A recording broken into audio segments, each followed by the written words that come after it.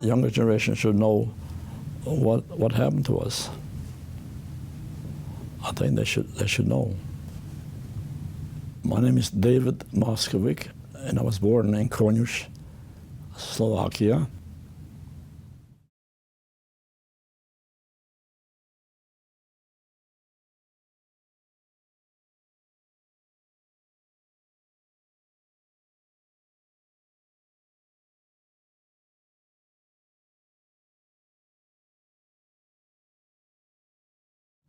As a matter of fact, one day I worked in the Pope's residence, and I asked him, why do they use a Jewish boy for many Catholic plumbers in town? He said, you are the best.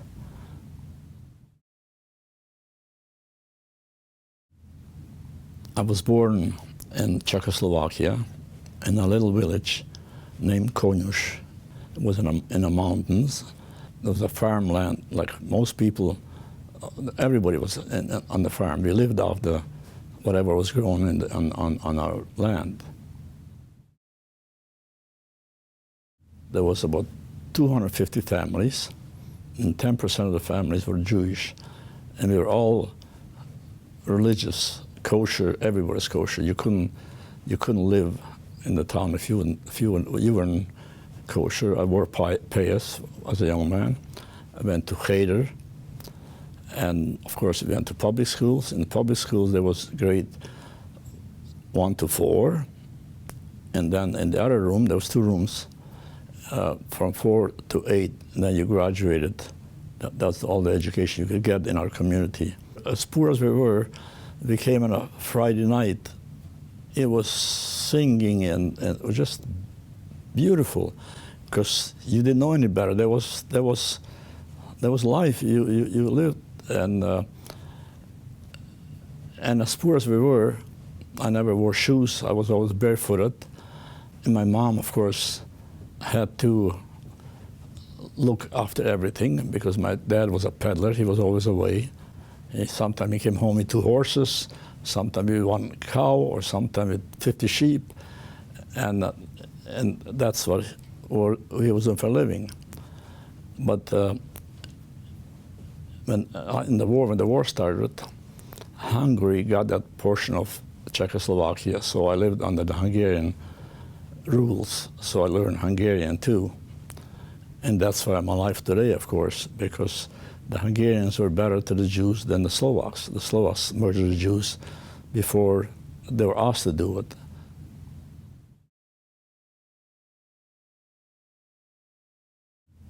You know, we didn't have a radio, we had no hydro, we had no water system, we were very primitive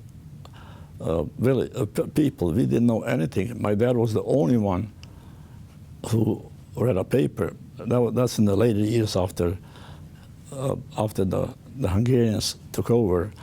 To be a Jewish kid, you know, you were always being harassed. You know, but I was a tough kid. I couldn't handle myself. I could take care of anybody who asked for it. When I used to beat up a kid and he got bloodied, I walked in the classroom. The teacher didn't ask him what happened. He looked at me, Dave, what happened? Because he knew I was the one who did it, because you had to be tough. And that's why I survived. I survived because I was always a tough kid.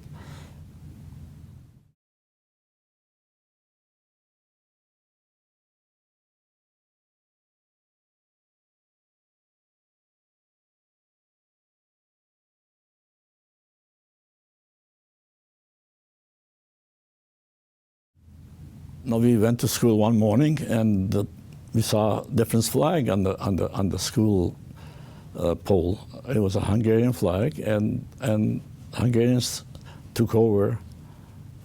So that, you know, you had Hungarian teachers. So you went to Cheder first, and you went home and went back to the public school, and the teacher there Hungarian and Slovak. So you spoke at home Yiddish, you spoke Slovak on the street, and you spoke Hungarian in the class. After 2 or 3 years, when Hungarians took over, they started taking the men away, and they used them for in the front lines, and they used to dig bunkers for the army. So of course many were killed because they were in the front lines. So all the men, the younger men, sort of disappeared. Of course we never saw them because we were taken to camp before they got back. They never got back. We were like a big family. The whole community did things we very close to each other. So we noticed then the last year before we were taken to camp, they would take away all the food from us, like the wheat and the corn and the, and they would we would have to go and walk to another town to get the bread because you couldn't bake your own bread. But if you had good neighbors, they would sort of help you out. And my dad was sort of the most educated man in town because he came from the city. He married my mom. I don't think my mom could write. I'm not sure. I, of course, never saw her writing.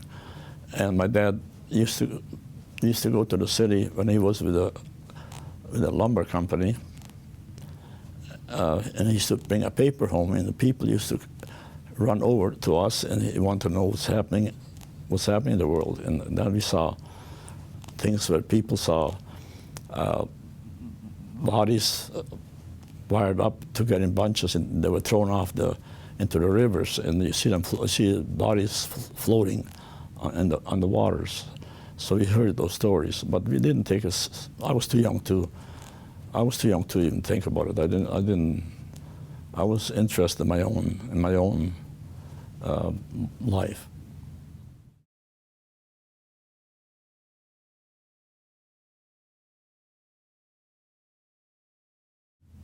One day, the town crier announced all the Jews by next day at 10 o'clock should take so many pounds of clothing or whatever, and go in the front of the synagogue. And they didn't tell us why. So next day, of course, we all got panicky, and I was still a young man. I was running. We didn't know what's happening.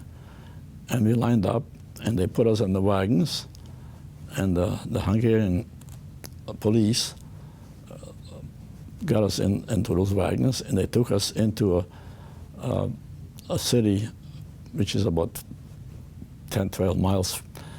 They call it Ungvar in Hungarian, or Uzhhorod in Slovakian. And they took us to those brickyards, and we stayed there for a few weeks. And there was no roofs or nothing. You stayed between the bricks, whatever, and my parents put sheets or whatever they had to have a little privacy. There's no beds. And we stayed there for, I don't remember exactly, I must say, but 2-3 weeks. And then they loaded us up on those wagons, and they put us so many people, we had to stand up. There was no place to sit or lie down. And the man would rip the piece of floor up so use it as a bathroom. So there was a system, and there was lots of fighting going on. Who goes to the bathroom when? And of course, for the man, it was a lot easier for a woman to go to a hole in the ground on the train. And then we were on the train for 2-3 days. We came to Birkenau, to Auschwitz. I remember getting out of the train, and then we saw those piles of shoes and things, and then that big smokestack in front of me. I still remember today. So they line out the women, children on one side to the left, and the men and boys to the right. And I followed my mom, and the German SS guy, he grabbed me he had a cane, and grabbed by the neck and pushed me around him to go to my dad. And I ran around and circled and ran to my mom again. And he grabbed me again and pushed me. So my mom and the two younger sisters went straight, of course, to the gas chamber. And my dad and my older brother and myself went to the right. So did my sister, too. She was with us. The women were separated. And we stayed there for a couple of days, and then we got our number on tattoos on our hands. And after a couple of days, we marched to a camp named Buna, which is part of Auschwitz, but it was I think it's about a half an hour, 2 hour walk.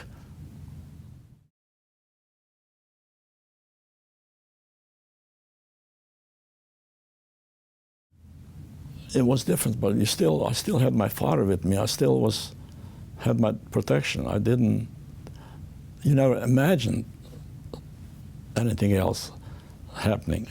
Just, you're gonna go, as long as I had one of my parents, I felt sort of safe.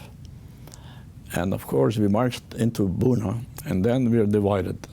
I was put into a camp of kids with all the youngsters, which Elie Wiesel was in the same bunk, which of course I didn't know who he was, but he was there. And my dad and my brother went to different barracks. And of course, the first night for kids alone, sleeping on those boards and on the bunk, and I remember many of the kids cried, "Mommy, Mommy." Those kids never survived. When they needed Mommy's help, those kids were the first ones to go. And we were there till January of '45. In Buna, they separated us to different jobs. I was chosen to be a bricklayer, so for a couple of weeks we stayed in the camp on an open field, and they had bricks and cement, and they taught us how to put bricks, how to cement, how to build corners. It's very important. A building is built in the corner is the strength of the building.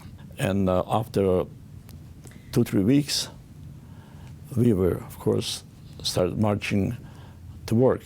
And every morning we got up. One thing about the Germans, the cleanliness was important. We showered every morning and every night. And you were inspected if you were clean. So I walked to the factories or wherever the work we were going. We marched.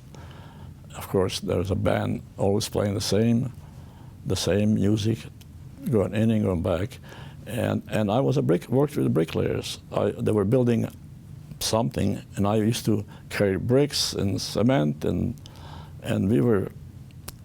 All the time I was there, I was doing the same wall, because every time the wall went up one floor, they came and bombed it and knocked it down, and then we started cleaning out the bricks again and building that wall again. So all the months I was there, I was working on the same wall.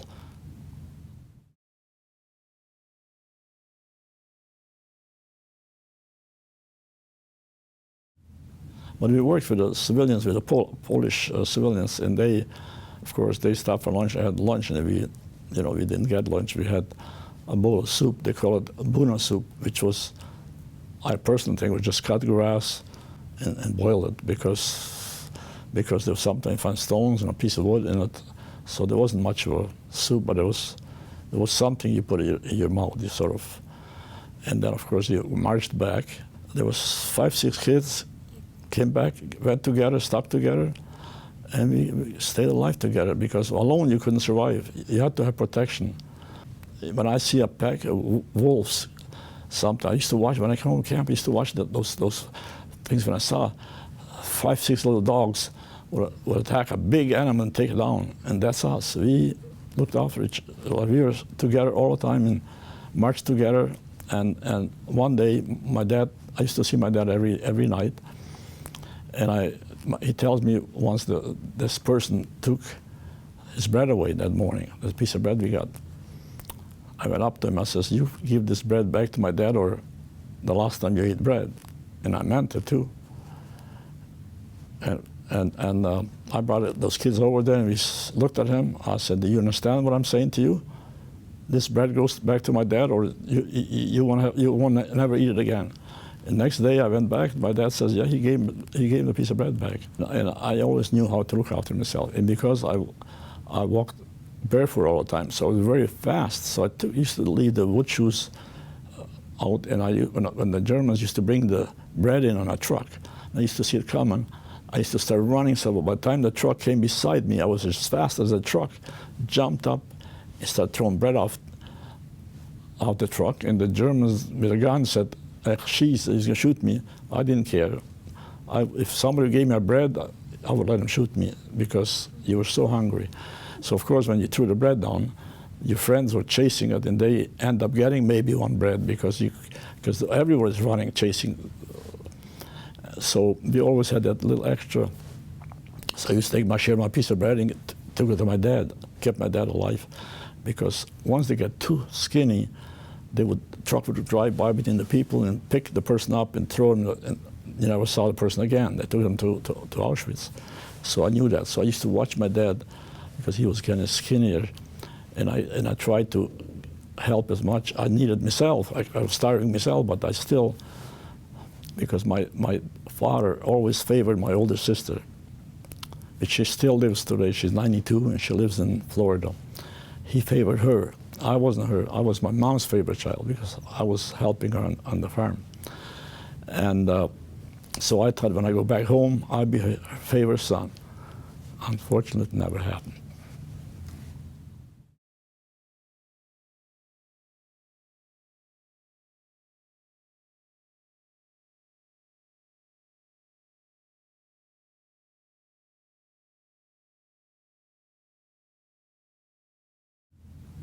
You didn't know. When I saw that chimney, they didn't mean nothing to me. I didn't know nothing. All the things I'm telling you now, I didn't know until I got home. And of course, in January, and we were in camp till January. In January, the 20th of January, 1945, the Russians were getting really close because you can hear the guns. The earth was shaking from all this blasting and everything. And so next day, they told us to line up.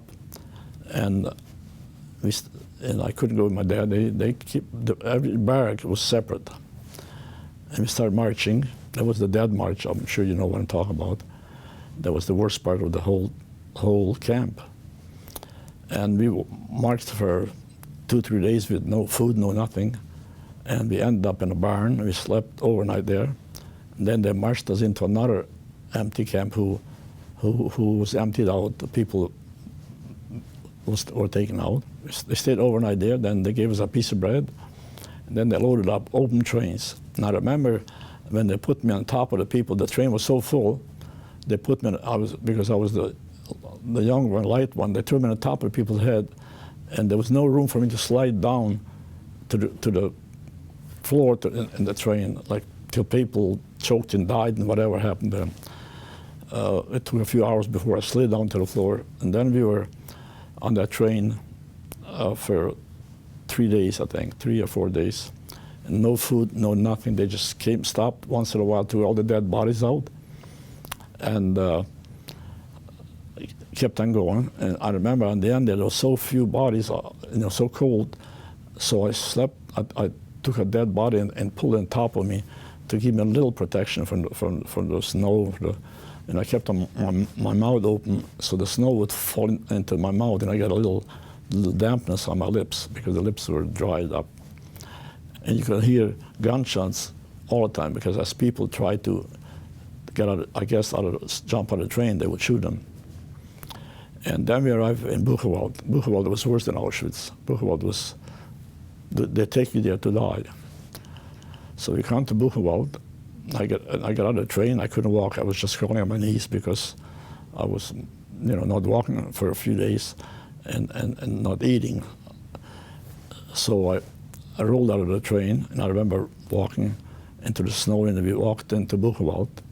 They left us there all day and all night outside. So people were dying, freezing, and I saw one uncle of mine rolling on the ground there. He was out of his mind. Didn't make sense. But you don't care. I think if I would have seen my father, I don't think I would have cared. By that time, you were so desperate you just want to live. You don't care for nothing. You're not a human being anymore. You become nothing. You're just like an animal. And then we end up after night and day in the outside, and many people. That's why I lost all the villagers, which I knew and traveled. That's when my dad and my brother died someplace on that march. And then they put us in a bunk, in a barrack, and they pushed us into a half of the barrack, and they had soup there. They gave a bowl of soup. I crawled under the bunk, which was, I don't know, 6 inches maybe. I crawled under that bunk around. I don't know how I made it. If there would have been a nail sticking out, I'd be still there today. I would, but you didn't care. I went around and I got 3 bowls of soup. I went 3 times around. I crawled under the bed, under the bunk, came back, and the 3rd time the guy looked at me and I was sort of scared. I stopped going. And that's why I survived, because I always did something. So there was, see, every morning you got up, they gave you it was like a penny, something with a little hole in it, and that was your food. That was your thing for the food, bowl of soup a day. So I would keep it as long as I could till late afternoon, because you knew there's a soup coming. And we were there for, I guess we came in January, till April, and we used to walk around all day. There was nothing to do, so I used to just walk around, and then you saw people who were sort of dying, lying down or out of their heads, and I would grab their thing from them, because they just died a few hours earlier, and I used to take 2-3 of those things a day, and I got 2-3 soups a day, and that's why. And then on the end there, they were trying to wipe out, kill everybody in the camps. So they used to come in every day. They had a quota, whatever quota was, I don't know. And they used to take thousands of people, line them up, take them out. I understand after they told us, they would dig a hole. The Germans would kill them. They bring the other group out. They would cover up, dig a hole. They'd be shot. They were doing this for days. And I used to hide and run away, and I went up between the rafters on the ventilation. I used to sit in there when they came into the barrack. But then they got me one day, so I started marching, and I knew if I go to the gate, I won't come back. I threw myself to the ground, and people walked on top of me. And then also, when they had their quota, I understand that 5,000 a day. I found out after the war. When they had their 5,000 people, they closed the gate.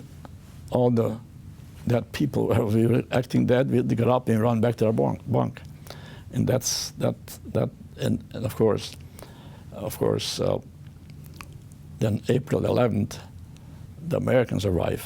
We heard lots of noise outside, because the planes was flying so low. You feel they're going to hit the barracks. I saw this big white flag hang. I didn't know what white flag meant. So we ran outside. I couldn't run. I could hardly walk, because I was on the end of my life. Sort of another few days, a few weeks, I would have been gone. I could, just go anyway. And the Americans were out there. They're all black. I never saw a black person in my life. They're chewing gum. They move their mouths. So I thought all the Americans are black and move their mouths, because very seldom you saw a white soldier. Just the officers were white, but the whole army was black, And of course they came in. They didn't know what to do with us. They kept throwing cans of food. We didn't know how to open the can. And the food was so heavy, like in the Second World War, before you were born. The fatter it was, the better it was. That was a thing then. Today we don't, of course, we don't. So they used to give us this fatty foods, and many people died because their stomachs were all dried up, and so many people died. But because we were close to Czechoslovakia, we were close. Buchenwald wasn't that far away. The Czechs sending their people, they lined up all the Czechs and Slovaks. They looked after us.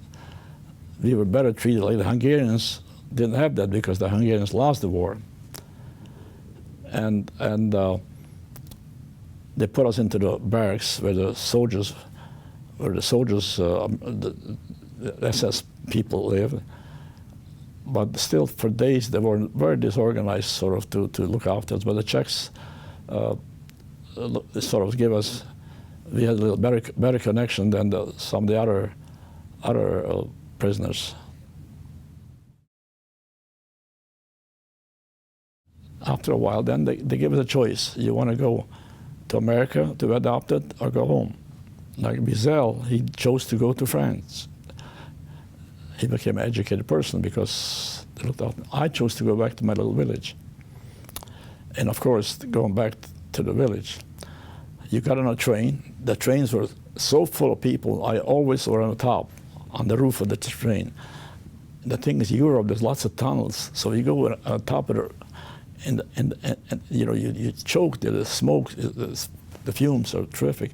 But I was always on top of the train, and many people fell out of the train. The train would go, stop, no bridge. Back up and go another route, because there was no bridges. The Germans blew up every bridge there was. So, but when you came to the cities, I didn't know where I was going. I didn't know nothing about anything. I was so naive. And every city we came to stop, the Jewish organizations were there at the train stations and gave us food and whatever, you know.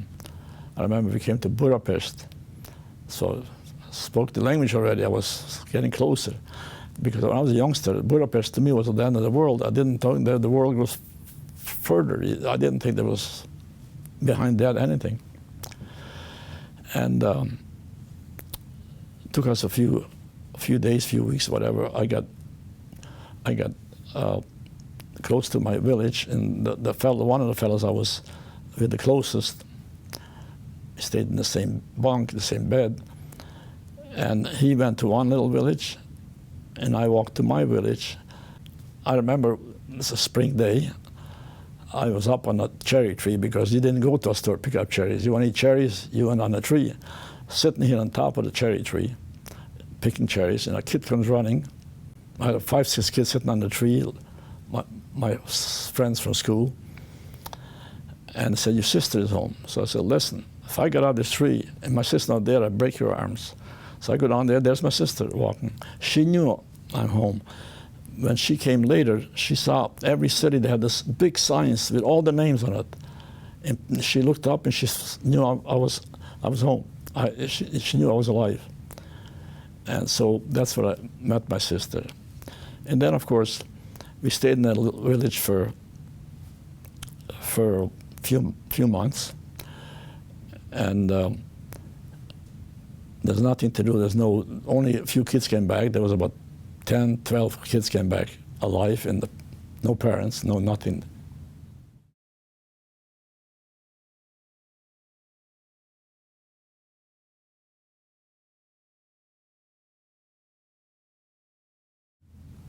In 1948, when Israel became Israel, the Czech Republic was very pro-Israel. Then all the Hungarian Jews who got away from Hungary came into Slovakia, to Czechoslovakia, was smuggled into Vienna to go to Israel. Many, by the thousands, came through, and I spoke Hungarian, of course. So the Jewish organization lined me up with a young lady. We lived together for a few days just to get to know each other.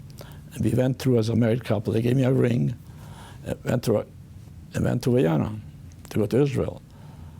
The biggest problem was to get rid of that girl. She meant business. I wasn't interested in girls those days. And so then they smuggled me out of Vienna. I didn't go to Israel. I wanted to go to the United States because I had my aunt there. And they smuggled me out to Salzburg. I lived outside Salzburg for 2 years there as a plumber. I worked for the Americans as a plumber, and for 2 years. And of course, Canada didn't accept the Jews, so I waited for 2 years.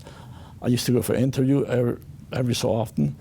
10 kids went, 9 were accepted, and I was never accepted. I was healthy, I had a trade, but that wasn't good enough. And then a new ambassador or whatever it was came in, interviewed me, and he accepted me, and I came to Canada. 1950, I arrived in Ottawa. I still live in Ottawa. Till today, I married a Feinstein girl, and I had a beautiful, I got married. I was married for 51 years. I have 3 children and 8 grandchildren. And I went in business here. I was very successful. I had a very successful business. And my wife died 6 years ago after 51 years of marriage. And I met Ruth Kaloff. She lost her husband about 2 months apart, and we knew each other. And so I live with Ruth Kaloff, and I'm the happiest man in the world today. See, I was never like, I came home from camp and I just went to live my life, forget about camp. For years I never discussed it. As a matter of fact, the first time I went to light a candle, when the Prime Minister was there at the Parliament building, and the only reason I went there because I became a conservative. It's not a story. As you know, there was that one crazy man who did all these troubles. Today, you have many crazy people going on. So things actually didn't improve because just as many people today, different religions, are being wiped out daily as we talk. It's sad what's happening in the world today. And I'm very fortunate to have that good life that I have in my age. I'll be 87 next September, and I still walk my 12,000 steps daily, and I feel good about myself, and life is good.